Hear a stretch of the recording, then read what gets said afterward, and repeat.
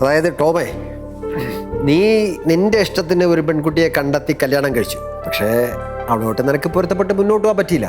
ഈ ജിബി മോളെ ഞങ്ങൾക്ക് ഭയങ്കര ഇഷ്ടമാണ്, നിനക്കും ഇഷ്ടമാണെന്ന് ഞങ്ങൾക്കറിയാം. അതുകൊണ്ട് പപ്പ എന്താണ് ഉദ്ദേശിക്കുന്നത്? നീ അവളെ കല്യാണം കഴിക്കും.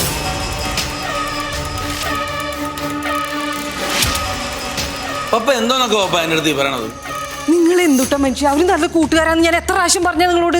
അവര് കൂട്ടുകാരാണെന്ന് എനിക്കറിയാം എൻ്റെ ഗ്രേസി. ആ സൗഹൃദമുള്ളതുകൊണ്ടല്ലേ അവർക്ക് പല കാര്യങ്ങളും മനസ്സിലാക്കാൻ പറ്റുന്നത്.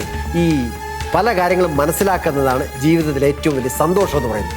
ആ സന്തോഷമാണ് ഞാനും ആഗ്രഹിക്കുന്നത്. പക്ഷെ ഞങ്ങള് മോളെ, ഇപ്പം ഞാൻ പറയുന്നത് നിങ്ങൾക്ക് ചിലപ്പോൾ അക്സെപ്റ്റ് ചെയ്യാൻ പറ്റിയെന്ന് വരില്ല. പക്ഷെ നാളെ നിങ്ങൾക്ക് ഇതൊക്കെ ആലോചിക്കുമ്പോൾ ശരിയാണെന്ന് തോന്നിപ്പോയി.